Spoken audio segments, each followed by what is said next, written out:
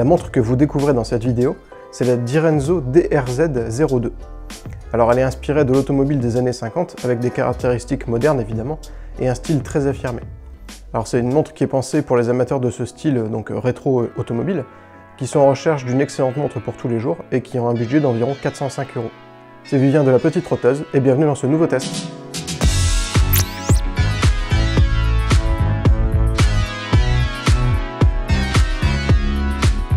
Alors déjà, il faut savoir que Direnzo, c'est une marque que j'apprécie beaucoup. Alors j'avais testé leur premier modèle, la Type 250F, il y a un petit peu plus d'1 an maintenant. C'est une montre que j'avais adorée, que je porte encore régulièrement, que je trouve vraiment belle. C'est justement un bon rapport entre simplicité et malgré tout une bonne lisibilité. En plus de ça, la qualité d'assemblage est vraiment très bien. Donc il n'y a vraiment pas grand chose à dire sur ce premier modèle. Et en fait, donc Sergio Godoy, le directeur de Direnzo, le créateur de la marque et des montres du coup, m'a contacté là récemment pour en fait me demander mon avis et du coup indirectement un petit peu d'aide pour l'élaboration de son second modèle. Alors vous imaginez, j'étais vraiment très content de pouvoir participer à l'élaboration d'une montre. Alors évidemment à toute petite mesure, hein, j'ai pas du tout conçu la montre, j'ai rien dessiné pour lui, j'ai simplement donné mon avis en fait avant même les phases de prototypage, donc c'est vraiment super valorisant pour moi.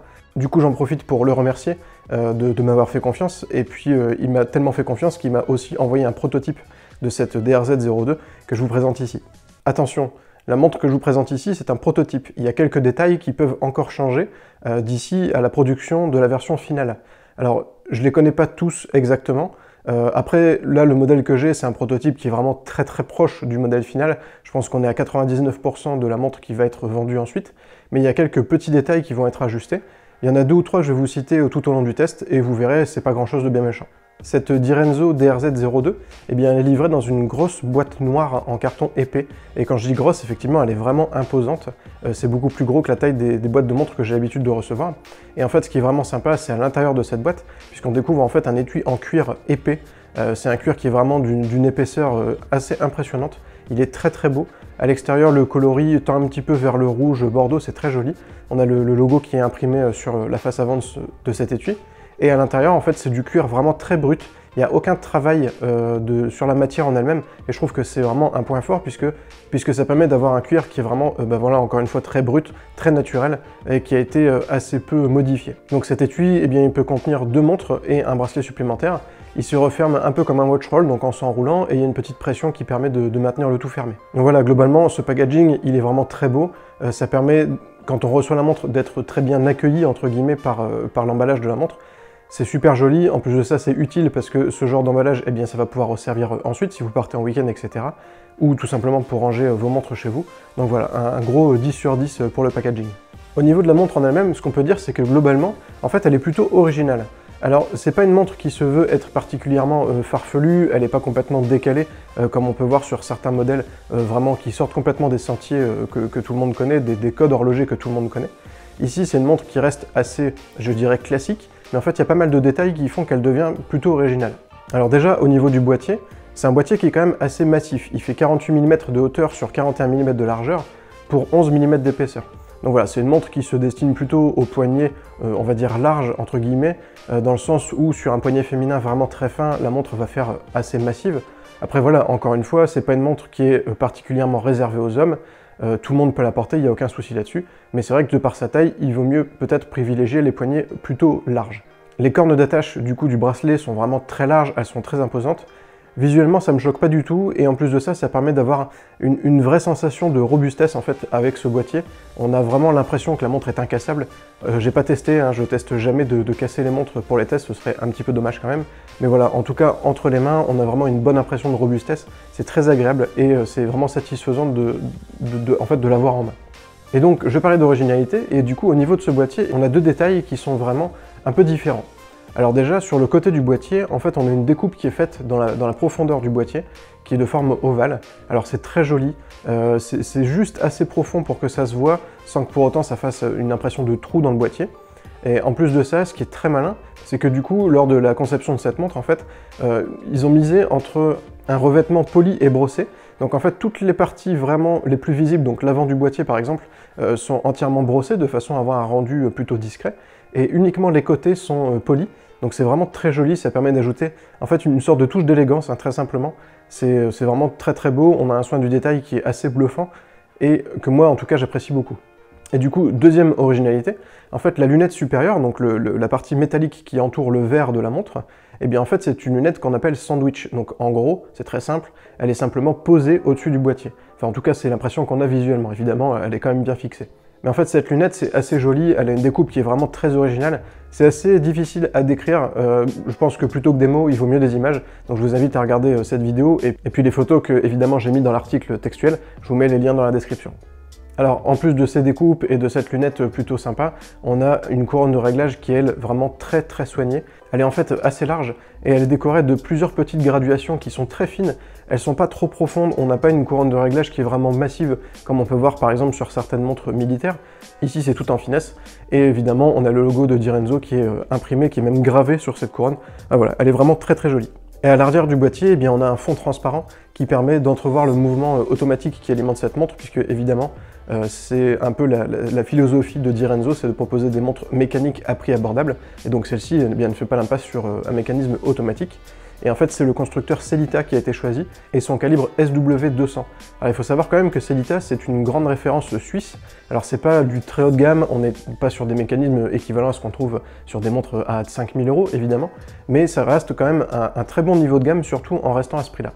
Au poignet, cette DRZ, eh bien, elle se trouve être vraiment confortable, malgré sa taille plutôt imposante et du coup son poids assez élevé. Une fois au poignet, on l'oublie tout à fait, elle est très agréable à porter. Les formes du boîtier en fait font que il n'y a pas d'aspect un peu coupant, un peu blessant qui pourrait abîmer ou en tout cas appuyer un peu fort sur la peau. Donc voilà, elle est vraiment très agréable à porter. Un gros plus aussi pour le confort. Alors on a déjà parlé d'originalité à plusieurs reprises, surtout pour l'instant au niveau du boîtier. Et bien en fait le cadran, lui aussi, il est assez original. En fait sur ce cadran, ce qui est assez intéressant, c'est qu'il y a un travail assez conséquent qui a été fait au niveau de l'aspect décoratif. En fait on a deux découpes de chaque côté du cadran du coup, qui sont symétriques, et qui en fait sont en profondeur. Ces découpes-là, elles permettent en fait de voir un sous-cadran qui lui est luminescent. Et voilà, ça ajoute vraiment une forme qui n'est pas du tout classique, qu'on n'a pas du tout l'habitude de voir sur les montres qu'on croise tous les jours. Enfin, en tout cas, moi, j'avais jamais vu ça. Je trouve que le rendu esthétique est très sympa, et c'est probablement la plus grosse originalité de la montre, en fait, quand on la regarde au premier abord, sans compter l'aspect boîtier, etc. C'est plutôt joli, du coup ça permet aussi une bonne luminescence, et donc une très bonne lisibilité. Alors tout autour du cadran, on a aussi ce qu'on appelle donc un chemin de fer, en fait qui est biseauté, ça permet aussi d'avoir une belle profondeur sur le cadran, et en fait avec quelques reflets de lumière, on remarque que cette profondeur, elle est quand même assez importante, c'est très joli, et ça donne vraiment une impression de très bonne qualité, même au niveau du cadran, même en fait au niveau de ce qu'on peut pas toucher. Alors au niveau des mentions écrites, eh bien c'est assez classique, on retrouve à 12 h le logo de la marque, à 6 h la mention automatique et la mention Swiss Made, puisque cette montre, comme la première montre que Direnzo avait proposée, bénéficie du label Swiss Made. Les aiguilles aussi sont assez originales, elles ont une forme qui n'est pas tellement habituelle. Alors on est habitué à des aiguilles très classiques, très droites ou parfois un peu découpées. Et bien en fait ici les aiguilles, encore une fois c'est assez difficile à décrire, elles sont toutes en rondeur, elles sont en alu brossé, avec une petite touche de luminescence dessus, c'est très joli. Et ce qui est assez appréciable, c'est qu'on a aussi une bonne différenciation entre l'aiguille des heures et l'aiguille des minutes, encore une fois pour favoriser la lisibilité. Il faut savoir aussi que cette DRZ02 est disponible en plusieurs coloris, notamment un que moi personnellement j'adore, j'ai pas pu l'avoir pour le test mais c'est pas très grave, avec un fond bleu et des aiguilles qui sont aussi en gris brossé, que je trouve vraiment superbe. Et enfin en tout cas moi si je devais l'acheter, c'est celle-là que j'achèterais. Le bracelet quant à lui, eh bien en fait il a été vraiment très bien choisi. Effectivement, c'est une montre qui s'inspire du sport automobile des années 50. Ça aurait été assez triste d'avoir un bracelet soit très moderne, soit qui collerait pas du tout à ce style-là. Et en fait, Direnzo a fait le choix intelligent de partir sur un bracelet en cuir perforé, un peu comme les sièges des voitures de course d'avant, ou même les gants de pilote aussi qui sont souvent perforés.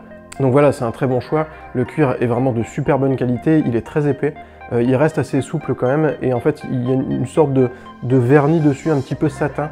Ça permet, je pense, de conserver le cuir en bon état et du coup de rendre la montre en fait portable tous les jours. Et puis pour fermer ce bracelet, eh bien c'est une boucle Ardillon qui sera gravée dans la version finale. Ici sur mon prototype, elle n'est pas gravée, mais bon, c'est pas forcément très grave, surtout si c'est fait par la suite.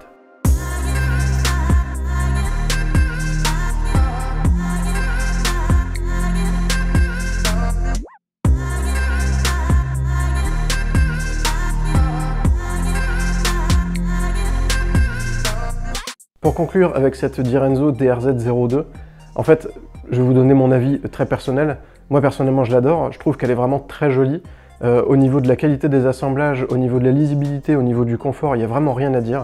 Voilà, le style de cette montre est vraiment unique. Moi, j'avais jamais vu ça ailleurs. Les découpes sur le boîtier, la forme de la lunette qui est posée par-dessus, les découpes décoratives qui sont sur le cadran. Enfin voilà, moi je trouve que ça fait vraiment un ensemble qui est globalement très cohérent, qui est très joli aussi, qui pour toute la journée est vraiment agréable à regarder et à utiliser, puisqu'en plus de ça, elle est vraiment bien lisible. Voilà, je trouve que le prix de 405 € est quand même bien justifié. On a quand même un mouvement automatique et de très bonne qualité, on a de bons ajustements. Bon, je ne vais pas revenir sur tous les compliments que j'ai fait juste avant, mais voilà, je pense que le prix est quand même bien justifié. Donc il faut savoir que cette montre, eh bien, elle sera en vente sur Kickstarter courant novembre. Donc je vous invite, si vous voulez l'acheter, évidemment, si vous êtes sûr de vouloir l'acheter, à aller la commander directement sur Kickstarter, puisque vous aurez un tarif un petit peu réduit par rapport à la version qui sera vendue après sur le site de Direnzo. Voilà, ce test est terminé. J'espère, comme d'habitude, qu'il vous a plu. Si c'est le cas, je vous invite à mettre un petit j'aime juste en dessous ici. Vous pouvez aussi commenter la vidéo si vous avez une question à poser, une information à ajouter ou quoi que ce soit. Vous pouvez aussi vous abonner, ce serait vraiment super sympa parce que moi ça va me permettre de faire grossir un petit peu ma chaîne YouTube qui manque un petit peu d'abonnés, il faut bien le dire. En attendant, je vous remercie encore une fois et je vous dis à très bientôt pour de nouvelles vidéos. Ciao!